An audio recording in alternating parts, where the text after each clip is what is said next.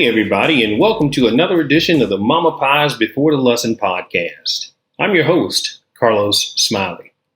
Now, before we get into the podcast, I wanted to once again remind those that tune in to our weekly Saturday Sunday School that because of the busyness of the summer season, we've decided to allow this podcast to serve as the sole presentation of the Sunday School lesson. And to that end, we will not be hosting the weekly live Zoom Sunday School lessons. However, you can still get the weekly podcast made available for you each Wednesday. And thank you for understanding and enjoy your summer. Now, last week, we witnessed an older, reflective, prophetic David offering up some of his last words in reference to God. We saw him getting his affairs in order. As king, we had witnessed some of his high-profile public mistakes, his fatal fleshly desire to know and to have Bathsheba. We saw him go into cover-up mode by having her husband Uriah killed in battle, and then trying to act like he was just a fatality of war. We had seen David get called out by Nathan, the prophet, as he indicted David for his dirt. But we also saw how David owned it. He didn't try to deny it. He didn't try to run from it. He accepted God's punishment and continued to put God first in his life. Now, when David and Bathsheba's first son died at birth, it cut David to the core. It cut him to the white meat. However, their second son, Jedediah, also known as Solomon, was blessed and, as the old saints say, highly favored. So much so that David made a God-endorsed promise to Bathsheba that one day their second son, Solomon, would follow in his dad's footsteps as a king of Israel. Although his home life continued to be jacked up, the covenant between God and David was just fine, and it remained in full force and in full effect. In the book of 2 Samuel, verse 12, we hear the Lord confirm his covenant with David. He says, "When your days are fulfilled and you rest with your fathers, I will set up your seed after you, who will come from your body, and I will establish his kingdom.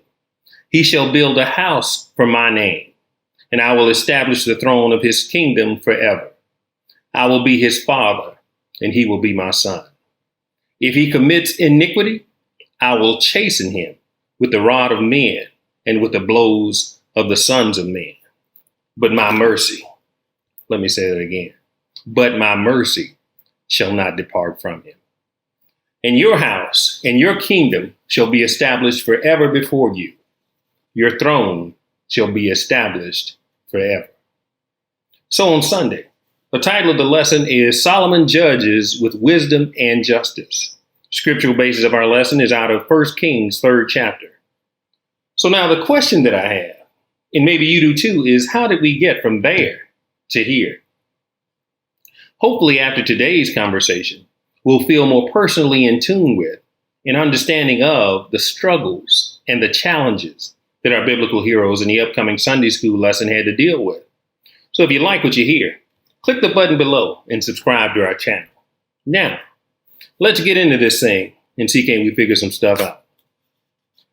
On last Sunday, we saw King David on his deathbed, and in an effort by his servants to do any and everything that they could to revive him, to try and nurse him back to health, they went out and they got a young damsel. The Bible describes it this way. Now King David was old and stricken in years, and they covered him with cloths, but he got no heat. Wherefore his servant said unto him, Let there be sought for my lord the king a young virgin, and let her stand before the king, and cherish him, and let her lie in thy bosom, that my lord the king may get heat. So they sought for a fair damsel throughout all the borders of Israel, and found Abishai, the Shunammite, and brought her to the king. And the damsel was very fair, and she cherished the king, and ministered to the king, but the king knew her not. Now we always look at Solomon as a ladies' man, 700 wives and 300 concubines. I guess that would qualify. But I submit to you that he got those habits from his daddy. and it wasn't a secret in the palace. That's why, when David got old and sickly, his servants figured that if anything could revive him, a very fair damsel definitely could. Unfortunately, she wasn't able to accomplish that assignment. But now, while David is laying there on his deathbed, at the same time, one of his older children, Adonijah, was already plotting to be the new king. Y'all remember turmoil would always reside within the house of David.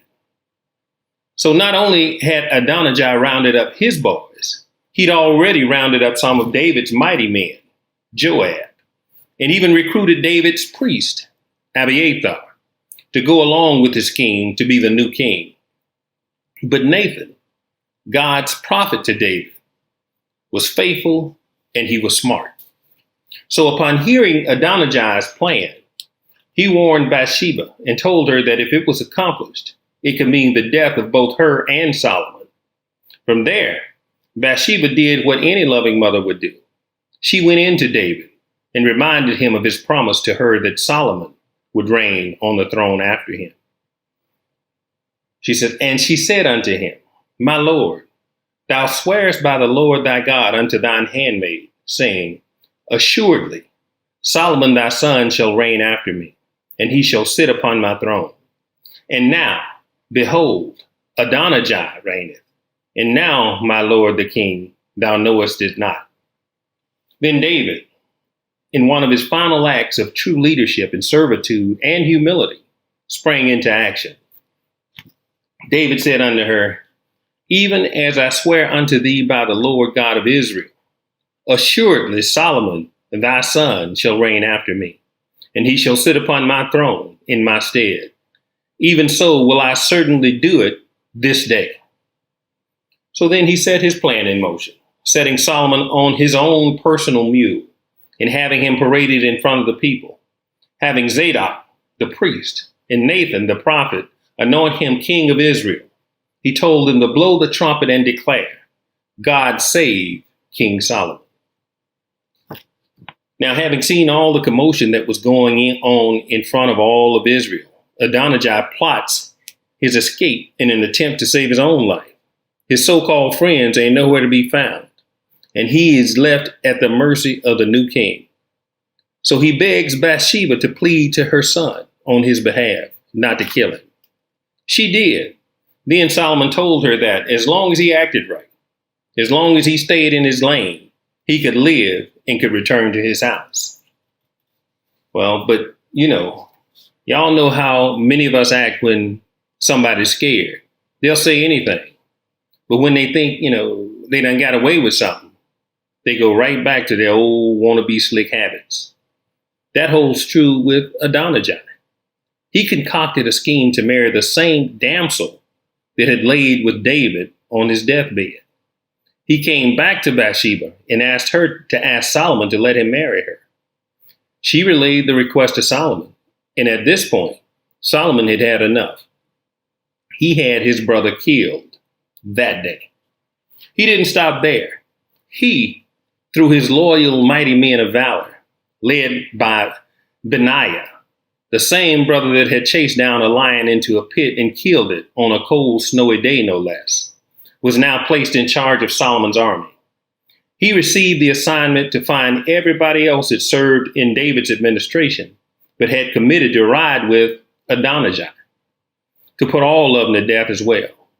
And that's exactly what Benaiah did. So as Solomon was getting his earthly house in order, some of his daddy's bad habits were beginning to rear their ugly head in the conduct of his own personal life. In an effort to keep growing his kingdom, while at the same time keep peace with the surrounding nations, Solomon struck a deal with the Pharaoh of Egypt to marry his daughter and to bring her into the city of David. 1 Kings 11 tells us that of the nations concerning which the Lord said unto the children of Israel, Ye shall not go in to them, neither shall they come in unto you. But surely they will turn away your heart after their gods. Solomon clave unto these in love. You know what? But who says that God can't use you with your imperfections, your defects, your flaws, and your faults. We've just got to be willing workers. We've just got to have a humble heart. We've just got to have a love for the Lord. Now, obviously, David was transparent in front of Solomon. Yes, he had his imperfections, but he also had his own sublime and exquisite moments. Those moments when he went to the Lord in praise and in thanksgiving, when he blotted out the whole world around him and entered into a communion with God in which nobody and nothing else mattered. All that mattered was hearing and doing the will of the Lord. He allowed Solomon insight into those moments, and Solomon learned, and he loved the Lord as well, walking in the statutes of his father. So when the Lord came to Solomon, appearing to him in a dream by night, he asked him, he said to him, "Ask what I shall give thee." Then Solomon responded, "Thou hast showed unto thy servant David, my father, great mercy, according as he walked before thee in truth, and in righteousness, and in uprightness of heart with thee. And thou hast kept for him this great kindness, that thou hast given him a son to sit on his throne, as it is this day. And now, O Lord my God, thou hast made thy servant king instead of David, my father. And I am but a little child. I know not how to go out or to come in. And thy servant is in the midst of thy people, which thou hast chosen, a great people that cannot be numbered nor counted for multitude. Give therefore thy servant an understanding heart to judge thy people, that I may discern between good and bad. For who is able to judge this, thy so great a people?" And you know what? The speech pleased the Lord, that Solomon had asked this thing. And God said unto him, "Because thou hast asked this thing, and hast not asked for thyself a long life, neither have you asked for riches for yourself, nor have you asked for the life of your enemies, but thou asked for thyself understanding to discern judgment. Behold, I have done according to thy words. I have given thee a wise and an understanding heart, so that there was none like thee before thee, neither after thee shall any arise like unto thee. And I have also given thee that which you didn't ask for, both riches and honor, so that there shall not be any among the kings like unto thee all thy days. And if you walk in my ways and keep my statutes and my commandments, as your father David did, then will I lengthen thy days." So now we know, when God calls us, he equips us. He ain't worried about our proclivities and our can't help it's. We are his children. We were grafted in. He is our father through the promise of Abraham, and he makes room for us. He sets the table for us. He gives us everything that we need to accomplish his will. Not even a messed up house, nor jealous siblings, nor unloyal friends or acquaintances, not even our own wayward thoughts and desires can get in the way of his purpose, his glory fulfilled. Genesis 23 verse 19 emphatically tells us that God is not a man that he should lie, neither the son of man that he should repent. Has he not said it, and will he not do it? Or has he not spoken it, will he not make it good? If he said it, I need to believe it. We need to believe it, and let that be that. So on Sunday, we'll see a God-soaked, uniquely qualified and appointed Solomon, making life and death decisions from his position as king of Israel, but more importantly, from his God-authorized status as the wisest man to ever live. Then the king answered and said, "Give her the living child, and in no wise slay her, for she is the mother thereof." Looking forward to next week's lesson as we go back in and dig a little deeper here on the Before the Lesson podcast. Remember to subscribe to our Momma Pie Sunday School class YouTube channel. And until next time, be blessed. I fell down, but I got up. I fell down, I got up, 'cause I found out that a saint is just